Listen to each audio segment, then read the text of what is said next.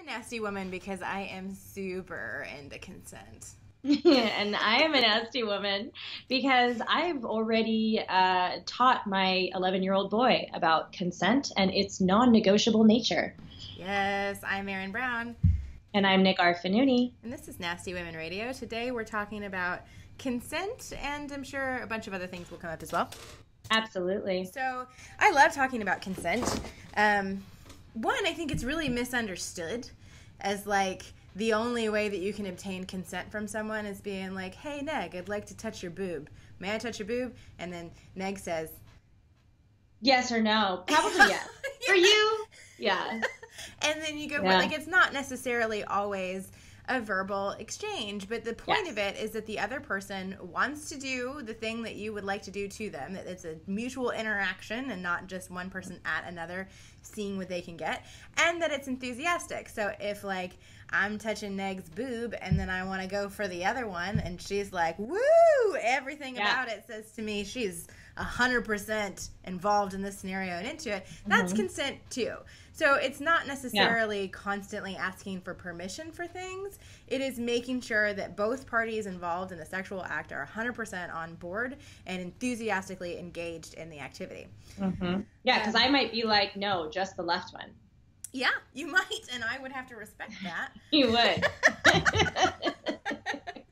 So I put up this cartoon about consent the other day on my page, and before we get into this guy who I'm going to talk about deleted everything. So, I know. Of course he did. It's so Did you get frustrating. screenshots before he did? I did, because I thought it was useful. Good. But, so just to say, I'm not sure I would be using this as an example if it was still up so that people could go and, like, interact with him, because I don't really want to he's out. that. Yeah. He's gone. And it doesn't really matter who he is. But this little cartoon is a little boy and his dad. And the boy says, Daddy, why does Mom love you? And he says, because of my sweet moves. Check this one out. I'm coming in for a hug. And Mom says, no, I'm not in the mood to be touched. And he says, not a problem. Backing it up. That move is called listening and respecting. Ladies love it. And he goes, wow, you got serious game, Dad. Which is great, right? That's actually really so great. Cute. I love listening and respecting. So this guy comes on, and nobody's commented on it. It's just gotten a lot of likes and stuff because there's not really much to say about it besides like, yay, yes, right? Yay, and consent. He says, I have no game. I would just do it anyway. And I was like, okay. Yeah. So this is a public space. It's not like it's in the middle of a conversation where I can be like, you didn't mean that. Like, so I have to address it. And so first I asked him what he meant, and he said even if his wife didn't want a hug, if she wasn't in the mood, he would hug her anyway. And I was like, well, it's really important that we don't touch people that don't want to be touched. This is about consent, and that's what this is. And he says, well, you don't know my wife, blah, blah, blah, and this whole thing about their relationship, which doesn't have anything to do with anything. And I was like, great. So it sounds like you have consent with your wife all of the time. That's not what we're talking about. That's not this. So this is what this is, and this is what the deal is with you and your wife, according to you. Then wife comes on and tells me to stop attacking him, and that I'm creating negativity in the world, and that's why I'm getting it back. And this whole like I don't even know. And I'm like actually getting ready to leave on a trip with my mom and my sister. I'm having a great morning, but I'm like, ugh, I need to address this. It's like an annoying email that you have to get back to. And so I'm like nicely trying to like tie this up so that I think I can tie this up with him, and he will eventually come to, okay, so we're talking about different things, or my bad, or something, so that it's closed up, and then other people aren't like triggered by him, or maybe they can see some role modeling of how I try and have these kinds of conversations that aren't, I make a point to be really calm in the way that I address folks like this when I'm able to, so that if anyone escalates, it's them, not me. And there's all the, like, I'm attacking him, and it's too bad I hate men, and like this whole thing.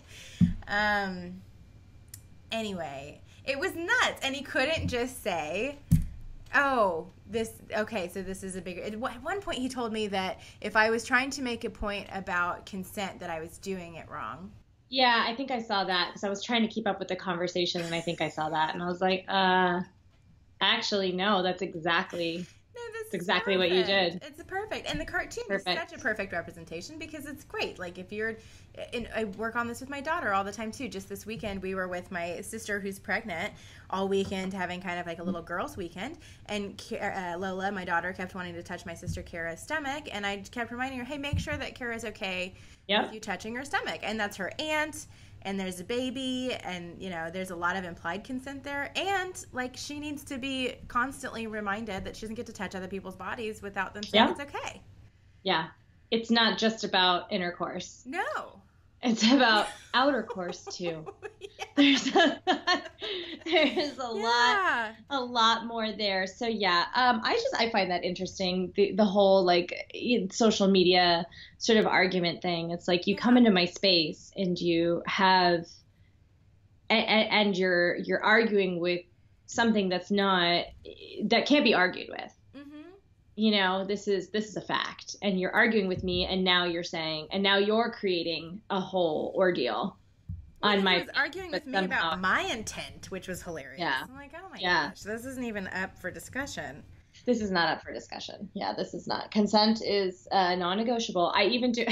So sometimes I take my dogs to the gym, and there are 2 other little Frenchies at the gym as well, and they're puppies. Right? They're puppies. So like they don't, you know, they're very excited and they really want to just get right into the genitals. They just want to go right for it. You know, they're just like, who's this new dog? I maybe saw you before, but I don't know because I'm a puppy and I don't know things. You're here again. And they just go crazy and they just go right for it. And I'm always like, consent. I yell at the dogs. I'm like, consent. You can't just You gotta get consent. You can't just go right. You can't go right for the goods. Well, dogs fight about that. Yes. They don't like it. Yeah.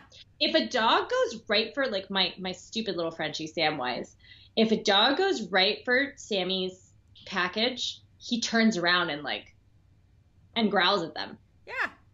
He's not into it. He's just like, no, I feel. I don't even know you. Yeah. Yeah, well, and it's usually like watching that happen at the dog park. It's usually a dog that kind of sneaks up from behind, and so there's not even been. It's like it's the guy that dances behind you, just like sticks his penis on your butt, as opposed to like coming around and like getting some eye contact. And, yeah. And I 100% of the time want to dance with a guy that asks me if I want to dance with them. Let me tell you what. I'm like, oh, look at that, looking for consent. We can keep all this room for the Holy Ghost. This is going to be so good. Great. But yes, even with dogs, it's like if they come up and they look at each other, they kind of sniff each other's faces, and then they go for the consent. Genitals. That's consent. That's dog consent. Consent even needs to happen in the animal kingdom. It does. So what types of conversations are you having with Lola about sexual consent, if any? We have always had conversations about her body being hers, and that if she does not want to be touched, then she doesn't have to be touched, including by teachers and people who are in charge, like, and that even if she thinks she'll be in trouble, mommy will always have her back. If she doesn't feel like being touched, she doesn't have to. When she got to be old enough to like identify different body parts, then we made her genitals like 100% her responsibility, even in the bathtub. And like pretty much the only other time somebody else would be touching your genitals for now is your doctor, or if there was medicine or something that you wanted mommy or daddy's help with.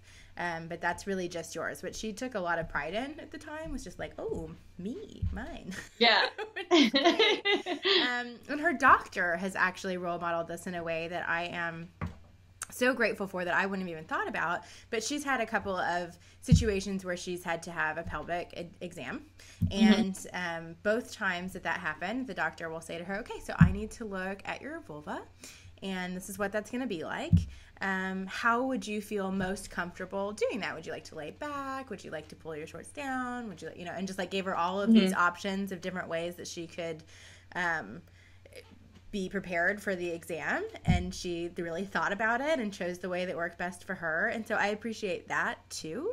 And all of the discussions about Lola's body are had with her primarily, and then me as an aside at the end for things like, what pharmacy do you go to?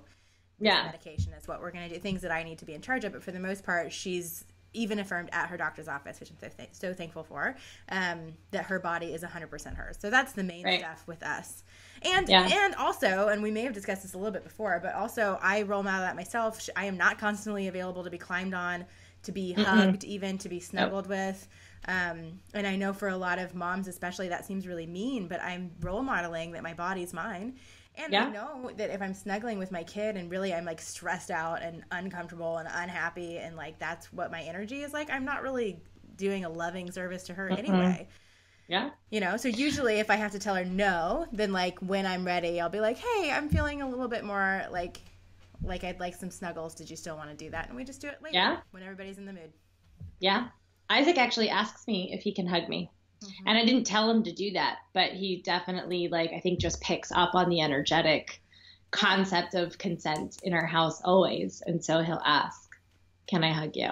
That's great. Or can I come sit with you? You know, he's very much, I don't know what he does with his balls or like if they ever get clean. I honestly have no idea. And when you like mentioned that, you know, that was her responsibility, like we kind of did the same thing. And especially me being a single mom to a boy for a long time, you know, during the period of time where it was like, okay, now you're learning how to pee standing up. Now you're taking, you know, it's no longer appropriate for us to like necessarily in our home be naked around each other anymore. And it's not that it's like we're not, you know, there's no shame or anything of the sort, but it was really a like, okay, do you want this? No. Do you want this? No, I don't either. Like, I want to have my clothes on. I want to have my clothes on too, you know? So it's like, you know, it was like, okay, I don't want that anymore. Like, not that there's anything wrong with a naked body. And I do walk around in my underwear all the time, and so does he, and it's totally fine. But we did kind of get to this point where it was like, okay, you know, this isn't a thing that we're going to do anymore. And so now you need to do all that hygiene stuff on your own.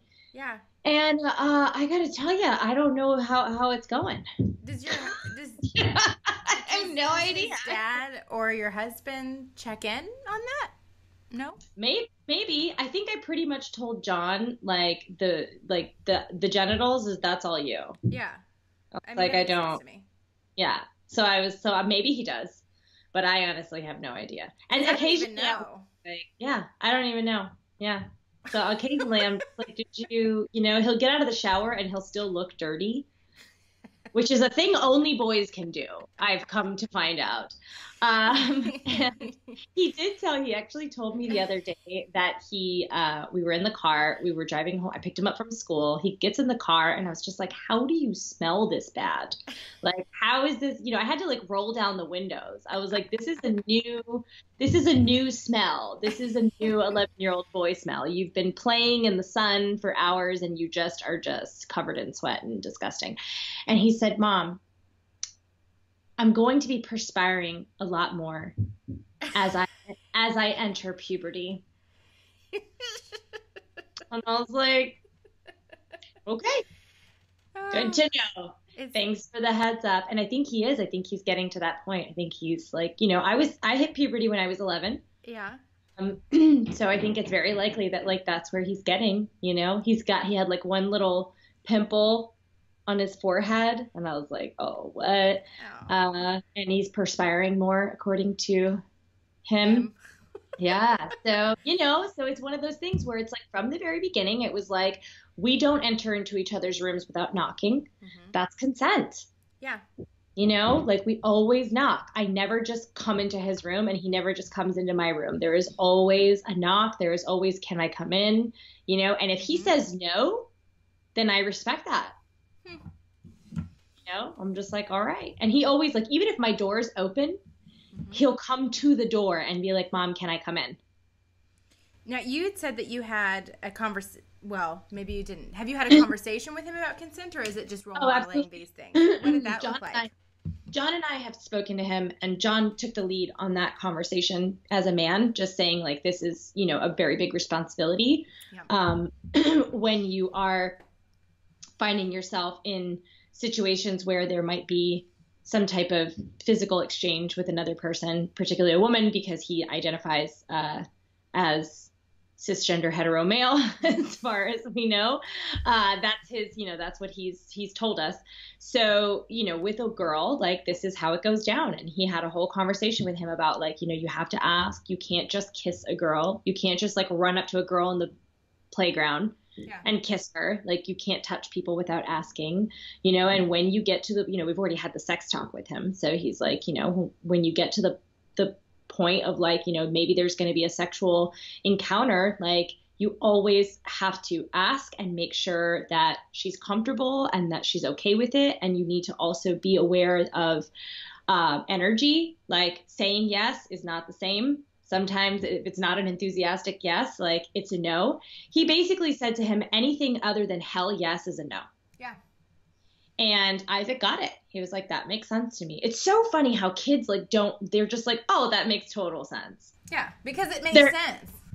They're not like, oh, well, what about, there's a gray area. They're like, oh, no, that makes sense to me, because that's what I would want for myself as well. Yeah. Like, and he also told him that, like, if you're engaged in some type of sexual or physical activity and she changes her mind, that's relinquishing consent. Yeah. And you got to stop. Yeah, it's over. No matter what. Like, that's it. It's over. So we've had this conversation with him, and we do kind of bring it up now and again from time to time, because kids do have selective memory. And if you think about it, like, he's 11. So if we had this conversation with him a year ago, that's like a huge part of his lifespan. Like, you gotta, worth regular reiteration. Exactly. You do have to have the conversation again. So yeah. So in our house, anything other than a hell yes is a no. And I think that that's an important conversation to start having with people from a young age, so that they don't start going to people's Facebook pages and telling them that, with my wife, I don't have to have consent. Because, this is an interesting conversation. I do talk to a lot of people who, like, particularly men, who are like, don't think that it's possible to rape your spouse. It is. Yeah. It is. Yeah, which, like, I want to presume that a person who's asking you that is a nice person that is just, like, can't fathom someone being violent with their spouse. But that's a thing, obviously. And, wanting to have, even somebody who really enjoys sex probably doesn't want to have sex, I don't know, maybe first thing in the morning is not your thing, or when you are sick, or when your nose is stuffed up, or...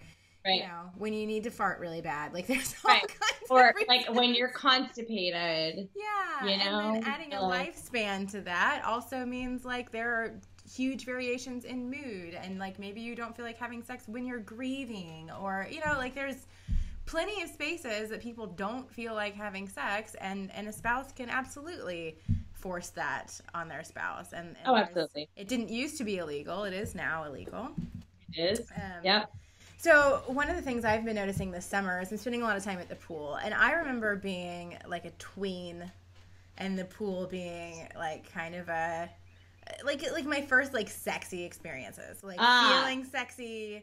And skin and everything. Yeah, and the water, And then it's, like, socially acceptable for, like, someone to, like, pick you up and, like, throw you. And then there's all the touching. So...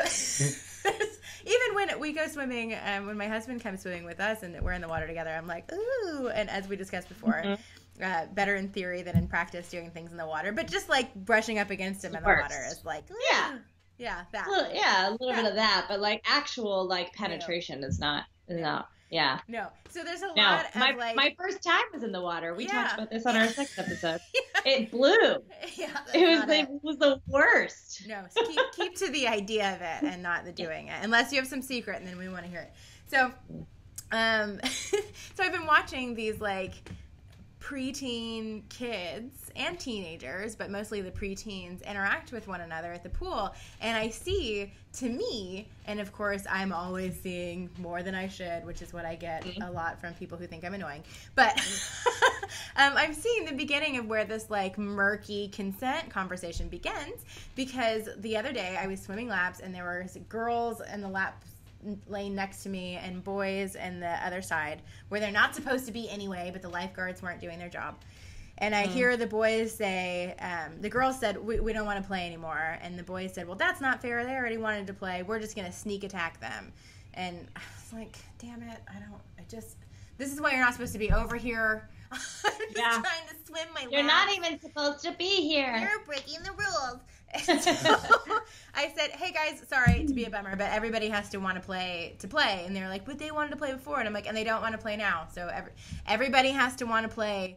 And they're like, but everybody has to want to play. That's it. Yeah, and then they ended up reconvening and whatever, but like that was also part of what the girls had been taught to do too, is to do this like they pursue us and we like sort of like run away and then they pursue us, and like that's whack too. You know? Like all of that is whack. How about if you guys want to play some sneak attack game, everybody get on board and then you play sneak attack. You know, there's, including sexually, there's all kinds of things that you can consent to, but you have to consent ahead of time. That's why people have safe words. Yeah. Well, you know, there have actually been times in my life, and I've been thinking about this a lot recently as the conversation about consent has been coming up a lot in our household, and just, you know, with this whole nasty women energetic shift that's happening in the world, these are conversations I'm having a lot more often. And I thought about recently how there were times early on in my sexual lifespan, probably when I was like 18, 19 years old, when I had sex with someone but didn't want to, but never voiced it and just did it just to get it over with. Yeah. You know, just was like, okay, we're making out and like, this is fine. And then you get to the point where you're like, I don't really want this anymore, but I'm just going to do it so that he'll be done and he'll leave. Yeah. So. And that's, you know, something that I think that we need to be talking about. That's how to have that conversation of like, you know what, actually, I'm not into this anymore. How to have that, you know, the courage to do that without it being, and for me, it wasn't like I was afraid. I wasn't afraid that he was going to be like, he was going to force himself on me, you know, like in the particular instance I'm thinking of, it was someone that I knew, someone that I went to high school with, who was always like a kind person, you know, was like never someone who, you know, historically, you know, groped girls against their consent, you know, it was like not that type of situation at all. He was like somebody who I think if I had been like, you know what, I don't really want to do this, he would have been like, cool, I respect that. But I think a lot of times we're just like, there's this pressure, there's this social pressure, and you're just like, well, I don't want to be the girl who's like, I don't want to do this anymore. And so you just do it, even though you don't want to. And that's not okay. No, it's not okay. And, you know, the thing that I hope that we get around to eventually when it comes to consent is that probably also wasn't a good time. You know, you didn't want to, so you weren't invested in making it a good time for yourself or the other person. It wasn't even good. Yeah, I mean, I think I might have fallen asleep at some point. That would be sexual assault. That is. That's definitely sexual assault. Because then you can't consent. Yeah. You know. No, but I fell asleep because I was bored. But it's still sexual assault. But I wanted to clarify. Yeah, but you can't. I want to clarify that I was bored. Sure, but you cannot have sex with a person who's asleep. No, you can't. Or bored. Or bored. Or bored. Oh my God. But I hope that we get to a point where, like, it's not just about getting consent so that you don't have to deal with pesky sexual assault allegations, which is the most likely, I guess, thing that the other person would have to deal with is an allegation, because that's even unlikely. I think 96% of cases are unreported, so you have a very low chance of that, and then a very, very small percentage of cases actually would go to jail. So yeah, well, so as we've seen, even with these like major like cases, it's still not going down. It's still not happening. Yeah, so it's unlikely that you're going to have some sort of huge repercussions for raping somebody. But if you are trying to avoid any repercussions for rape, I hope that that's not the only reason that you're seeking consent.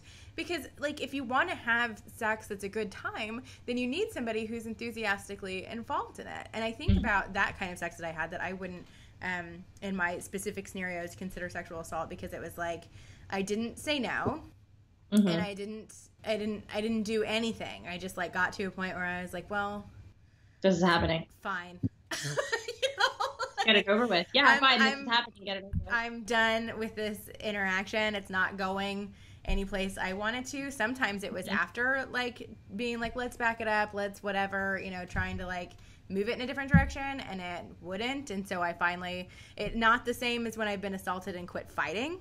Like, that's different, but just was Right. like, okay, I give up where this is happening and just like laid there and let it happen. And that couldn't have been a good time. In fact, one of those assholes who I still run into, he still lives in town, spread all these rumors about me being a terrible lay. And I was like, okay, so you begged me to sleep with you for like 4 hours. I finally didn't have anywhere to go. Like, I couldn't leave where I was at, and just like got to a point where I was tired of arguing with him about it, and like let him have sex at me. Which was at me. You? Yeah, I was not involved in it in any way, but I said I consented to it at that point. And then he wouldn't speak to me again and spread rumors that I was a terrible lay. That came back to me for like, I don't know, probably the better part of a year. I kept hearing that so-and-so's running around town talking about you being a lousy lay. I'm like, was it lousy that I just laid there? Is that how that was for you? Yeah, it was lousy for me too. Like, that's that's enough reason to seek consent, because like when I'm like choosing to do something, we're gonna like probably switch it up a few times. I want to try it like this. I'm gonna move over here. I'm gonna be in charge. I'd like you to be in charge. Consent is mandatory. It's non-negotiable, but it's also sexy. It's fun. It's fun. I want that. Is this good? Do you like this? Can I do this? Yeah. Sure. Let's have. What if I bent over this way? What if I? Yeah. Yeah. Communication. There's two people coming up with ideas. Yeah. Sometimes more. Yeah. Sometimes 3. Sometimes 4. I mean, I don't know. Opportunities. But I want to talk about it. Yeah. You know. Well, and I want to keep having that conversation. Like, murky consent scenarios, which is what I keep hearing about, like these situations where both parties or one or both parties is drunk, and so the consent was murky. And I'm like, okay. What makes me so upset about that dialogue and how it's so hard for men is usually the conversation we're having because of this idea of murky consent. If you're going out tonight and you want to have sex with someone, there are lots of people who also are going out tonight to have sex with somebody who would be really excited to have sex with you. So it's not like there's not these people available. We're not living in a puritanical society where, like, you know, you have to like really carefully find the one who's willing. There's lots of people willing to have sex. Yeah. Right now, you know, you just gotta like match up with each other. There's apps for it. There are apps for it. Literally apps for it. I forgot about that because that's never a part of my experience. Me either. Get on and I really wish. I don't know if I'm lucky. I don't know if I'm like, oh, okay, well, I didn't have to deal with that, or if I missed out. I don't know either. On the apps. I feel like I missed out on like Match.com. Yeah, you think that would have been better than like Bumble? I hear everybody likes Bumble. I don't know anything about Bumble. So Bumble is like Tinder. Yeah. But it's like the girl has to. It's consent. The girl. So if you match with someone, like let's say the guys like match with a bunch of girls or whatever, unless those girls also like approve that match, then there's no communication. Nice. Yeah. So it's. Yeah. So basically, it like from what I hear from all my girlfriends, it eliminates the creepy factor. Yeah, you're not getting a lot of dick pics. Yeah, you're not going to get a random dick pic. I mean, maybe you will after. But like also with dick pics, why isn't there consent? Why can't it just be like, I would like to share an artistic portrayal of my penis with you? How do you feel about that? I might say yes. I might be like, you know what? Yeah, I want to see that. I've received more than a few dick pics in my day. Mostly as a... You never asked. No. Yeah. And I can't imagine any of those gentlemen using the term artistic... What did you... That just came to me in the moment. An artistic portrayal of my penis. I don't know. Like, would you like to see... So, okay. So, I don't know if we've talked about this on the show before, but it's actually kind of hilarious. I had an ex-boyfriend, and it's a running joke with all of my friends, that he had stock dick pics. They were his dick. They were all his dick. But he had, like, basically dick pics that he had taken where he thought like this is like, you know, the epitome of a dick pic, like ones where he was like coming, you know, ones where he was like especially erect. He had all these dick pics. I'm sorry, this is your ex-boyfriend? My ex. Okay. Yeah. And a lot of this kind of came to light like later on, and I was like, ooh. But like And I found this out because I looked at his phone one time and he had sent dick pics to this girl while we were dating. He had sent dick pics to his ex. And I was like, but you sent me those dick pics. It was like he had these dick pics that he didn't like take it in the moment, you know? And like, how deceptive is that? You like get a dick pic and you're like, you think that he just like, you know, right just now snapped it right then and send, snap and send. But no, they were like dick pics that he saved on his phone. He had like a dick pic folder on his phone that he would use to just like send. So it was like, how many girls have gotten that same dick pic? Wow. It was like dick pic creepiness taken to the next level. Like, not only am I not going to ask you to send this dick pic, and not only am I sending you a dick pic in the first place, but I'm going to send you the same one that I've probably sent to like how many other girls. That's the thing that concerns me. My creepiest dick pic came from, I was at my phone, like, service provider getting a new phone, and I got a new number, and I don't think they do this anymore, but it used to be they would just, like, put your number in their phone and call you real quick to make sure it was activated. Okay. And so because it's a cell phone place, they all have their own cell phones on them. So the guy who sold me my phone then had my number and sent me a dick pic. Wait, were you still at the store, or No. did he do it later? Later. Okay. It took me a minute to figure out who it was. You're like, whose dick is this? I've never seen this dick. I've never seen this dick, and also I had a new number, so he was one of the only people that had my number. And you were like, new phone, who dis? Yeah. That's exactly what you said. I don't understand. You know, that's the thing. If you're going to send nudes or, you know, nudes of any variety, you got to ask. Well, it does feel like assault of the eyeballs. It is. It's like, I didn't even know this dick was coming. No, Snapchat was the worst. I would get videos of people masturbating. No. And making the motion like you don't know what that looks like. And I got one. I may don't do it wrong. John's always like, who masturbates like that? I'm always like, I don't know. I don't. Let's be real. I actually don't even give hand jobs personally because I'm like, you've been doing that your whole life. I'm not going to be able to match. No way I could do it as well as you. No, yeah. I have other skills. I'm not gonna get good at that. Not part of my repertoire. No, I'll like do a check for it. Is it like good to go? You know, but I'm not. That's not like a thing. No, I don't have like a technique. I'm like, that's all you. That's all you. I have calluses. like lifting calluses. I feel like that wouldn't go down from hand jobs. They're not. I don't have hand job hands. I have pull up hands. Yeah. Fair enough. So I got one of those while I was laying in bed next to Jamal, and he was like my husband, and he was watching. He's usually watching something with headphones on his phone in bed, and I got this like masturbation, and I like threw my phone like away from me. Was like because I also like felt bad, like I'd done something wrong, and I don't know who this person is, you know, and. I had somebody following me for a while named like Splash Daddy or something that I blocked because I was like, that's suspect. So it wasn't a name like that where I thought, I'm going to open this and this is going to be this. It was just like someone's name and then that. And who's like getting excited about that? That's so gross. What is that? What's that personality? Is that just like, is that a combination of skeeviness and like a power dynamic where it's like, I'm not, because to me, like, I mean, you've done a lot more work with sexual assault and sexual abuse than I have. So you can speak to this a lot more eloquently than I can. But like, from my understanding, you know, in a lot of like sexual abuse cases and assault and rape cases, it's a power dynamic. It's a power play. Absolutely. Yeah, well, and that power dynamic makes a difference. So, like, what usually comes up when there has been some sort of assault is the questioning of the victim. And in 90% of the cases, that victim is a woman and the perpetrator is a man. So I'm going to use that as an example, not to take away from other victims, but that is 90% of this particular crime. So it's worthwhile, and it's the one I can speak to from my own experience. So in most of those cases, then we ask about what she did. What did she do to attract his attention? What was she wearing? Yeah, and what was she flirting with him? What did she do? And we don't ask any questions about him.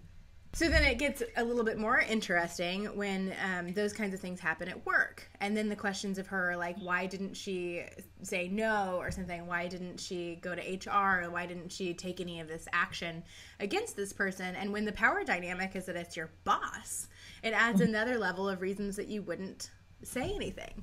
You know, you need to, like, keep your job. Also, they're in charge of you. And allow you to pay your bills. They have significantly more power and control in the situation. When it's a teacher and a student, the person who is the teacher has more power and control. Usually it's about physical power and control.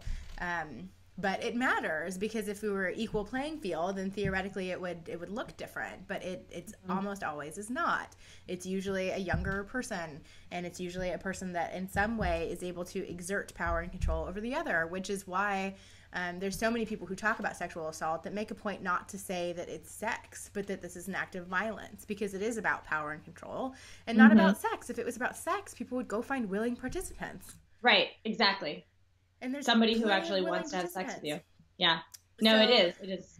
This is coming up right now, interestingly. So I was thinking about talking to you about this earlier, and I was like, Neg says that she doesn't like the idea of a guilty pleasure. So I was wondering if you're actually going to give me shit about the fact that I watched The Bachelorette. But it's not guilty. It's just a pleasure. It's just pleasure. Okay. I don't believe in guilty pleasure. I don't believe that guilt and pleasure should coexist ever. I think you're the only person I know that's not going to give me shit about watching The Bachelorette. If you like The Bachelorette, you should watch The Bachelorette. Well, I've watched the entirety of Desperate Housewives 3 times. That's good. I watched it in real time when it was actually on air, and then I've Netflixed it twice since then. Just binged it.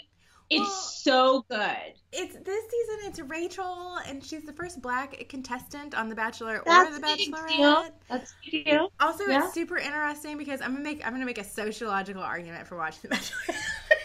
Watch me justify. You don't have to argue for it. You don't have to defend your preferences. But this is interesting. Ever. So the thing is, they say that the contestants on The Bachelorette and The Bachelor have not been people of color because they have some algorithm they use to pick the next contestant based on the last season. So it's somebody who got X amount of episodes along, and then based upon how the audience reacted to them, then they pick a person. And but if usually it's always been white.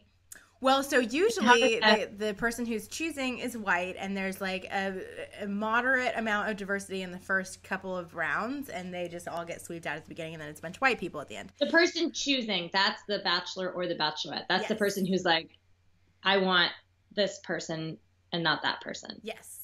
I don't know. I've never watched the show, so I don't know. People get eliminated every time? Yes. So then last season, The Bachelor was a man picking from women. The chooser. The chooser. And one of Has there been a homosexual or sexually fluid one yet? Or is it always heterosexual? No.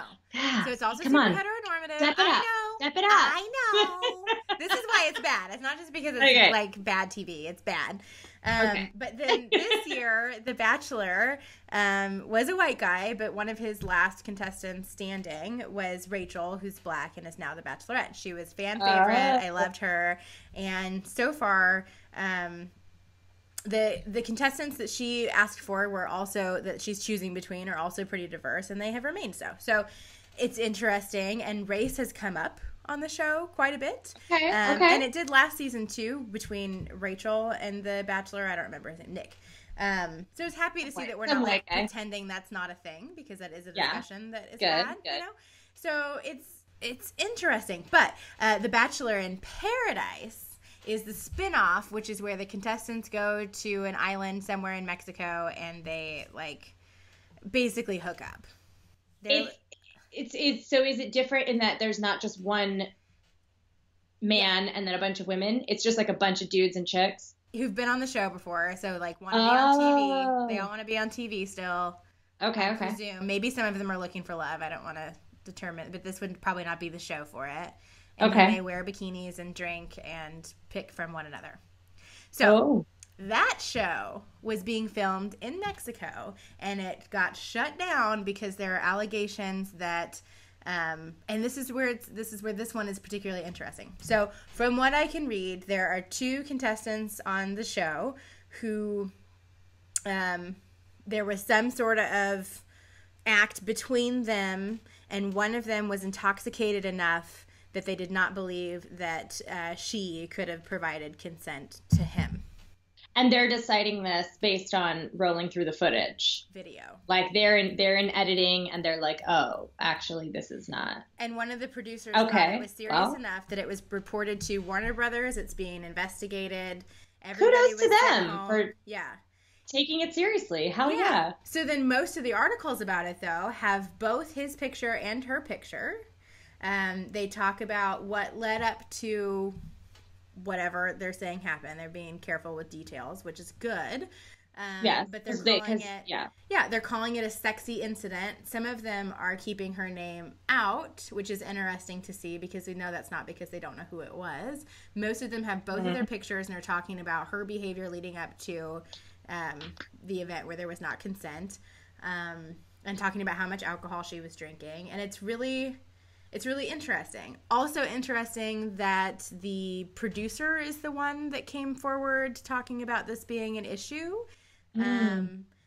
And from the stuff that I've read, he says they were fine the next day. Though in most of my experience with my friends, mostly, it's usually when something's hazy that it's looking back over the next couple of days that you're like, I'm piecing this together now. Yeah. And this wasn't okay.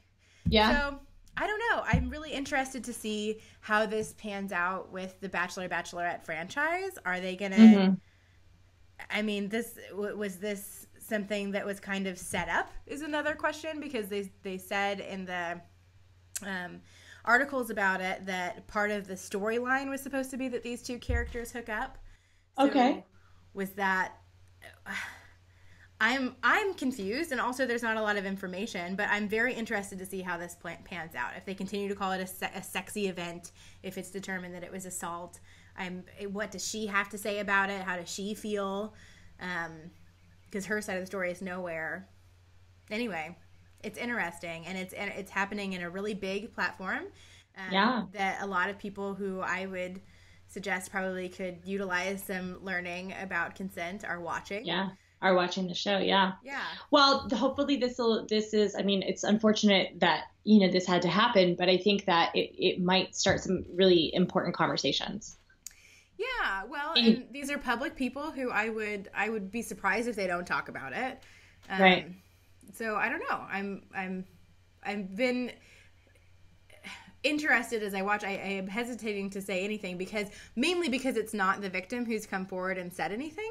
So I don't feel like there's anything I can base a strong stance to take off of, because I'm really interested to hear what she has to say, if she will say anything publicly. But yeah, I mean, it's interesting when these kinds of things take place in public. It's interesting when they happen on video, because we know when we look at other systemic ways of abuse, like police brutality, when we have that on video, people still it still doesn't matter. Yeah, it still doesn't fucking matter. What will this look like? You know? I don't know. Well, it should be interesting. I don't watch The Bachelor. I'll send you some links, but I will stay abreast of this situation, because I do, I do think that what happens in pop culture is really important to what happens, in culture. Yeah. It certainly, affects things. So if this is a big enough platform, as you mentioned, that it might cause a shift somewhere. So we'll stay tuned as the story unravels.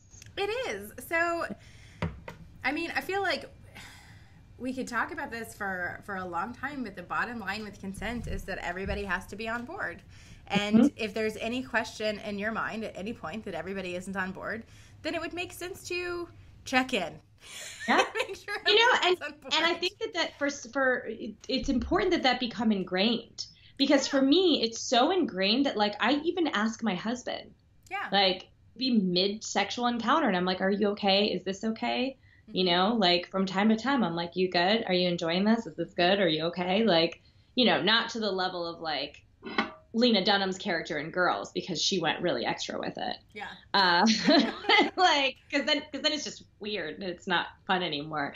But there is definitely an occasional check-in, and I think it's important to have that. And I do think, like you said, even in relationships where there was, you know, in consistent sexual relationships, whether it's a monogamous partnership or someone with whom you just have sex with on a regular basis or have had sex with before, I think it is important to have safe words, even if you're not doing anything that's like totally against, you know, what's the sexual norm, you know, even if you're not like getting into like some BDSM and like, you know, Strapping like into really contraction. exactly. Yeah. Like even if it's just, you know, missionary, which I really like, by the way, but it's just anal missionary. We know that much. Even if it's just missionary, it's like, I think it's important to have that, because it's like maybe all of a sudden, despite the activity being something that you're both just totally used to, one person is just like, all of a sudden I just feel like this isn't good for me. Right. There needs to be a safe word. I think it is important to have that. And this is embarrassing and true. I am not good at speaking up in the moment. Like at vocalizing anything. I mean, I'm not like silent, but I'm not good at redirecting or anything. And so we started the orgasmic meditation that you and I had talked about, which is it's basically like a gentle clitoris massage that happens for 15 minutes, and it's not foreplay. So if you want to do anything else, then you have to sort of reset everything, and it's meant to it's supposed to do a lot of things for your sexual relationship, but one of them is just centering the female and encouraging like communication between partners and stuff. So we started doing that, and I noticed that it was the first time that I have ever felt both turned on and relaxed at the same time. I've never had both of those experiences together, which apparently our therapist says is not good, which makes sense to me. I mean, my history is not super awesome. So I also, because of so many reasons, never got comfortable just speaking up in the moment. I know how to like, you know, I know how to engage myself. So I've been like actively giving consent by being 100% engaged in it. But I'm just now learning to be like a little bit more like this, a little bit less like that, or whatever. Yeah. And I think if we had a more open dialogue about consent as a culture, I think if that was a more regular thing that we were doing, then that wouldn't be the case for me. I wouldn't be 34 years old and really open even about my sex life and uncomfortable in the moment speaking up. I have no practice with it. Yeah. Which means approximately 0 times has anybody asked me if this was okay, or if how they would like me to do something differently. You know what I mean? Like, that's not ever really been a part of my experience. Yeah. And I think too, like, going back to those kids at the pool, if it's probably awkward and uncomfortable for one of them to go up to the other group and be like, hey, we want to play this game. These would be the rules. We'd like to do it with you. Are you guys in? And then they have to say, yeah, absolutely. That's probably uncomfortable, right? But if they got over that discomfort there, it makes continuing to have that communication down the line so much easier. Like, absolutely. I think that the beginning of the lack of consent comes from a lack of maturity level and inability to discuss this kind of stuff. I think that my maturity level is a bit stunted there, and I'm working on it, just in a way that I've never addressed before. But that's another thing. Like, if you're not... Before my sister had sex, I told her that condoms were mandatory, and that if you were not comfortable going to the store to buy condoms, then you weren't old enough to have sex yet. And I think the conversation about consent is the same. Like, if you're not comfortable talking with somebody about whether or not they would want to have sex with you, then you're not old enough or mature enough to do it. Yeah, I agree. Like, is this just a way we're trying to bypass communication? Yeah, maybe that's what it is. And I think, you know, the more we have these conversations and the more we normalize these conversations, the better. So if you're listening, like, talk to people about consent. You know, don't be afraid to talk about it, whether it's just in conversations like these or whether it's like in the moment. You know, talk to your kids about it. Well, you know, with kids, it's as easy too as saying, like, when they're playing with kids, like, everybody has to want to play or you can't play anymore. Is that person still having fun? Yeah. Are you still into this? Yeah. We can't keep playing if everybody's not having fun. And it's also okay to say, I don't want to play with you anymore. Yeah. Did you change your mind? That's okay. I don't want to do this. I don't want to play with you anymore. I'm done. I'm out. Gotta go. Bye. We had a sleepover recently. We had a friend sleep over for Isaac's birthday, and it was a friend who we had never had sleepover before. And in the middle of the night, he knocked on my door and was like, "Can I go home? I want to go home now." Oh. And I was like, "Absolutely." So I called his mom, and I was like, "He wants to come home. He changed his mind, you know?" And she was like super apologetic. "Oh my God, I'm so sorry." And I was like, he changed his mind. Yeah. That's totally okay. Like, he wants to go home. He's not comfortable anymore. Yeah.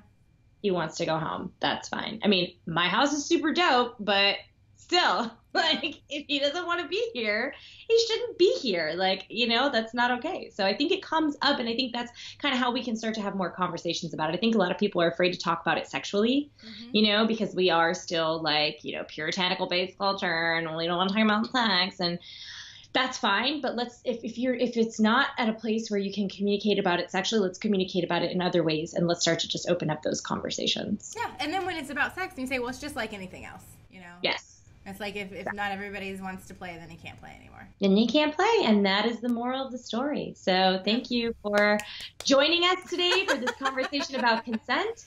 Consent is not negotiable. Yeah. It is mandatory, and it is also sexy as hell. Totally sexy. Talk to you next time.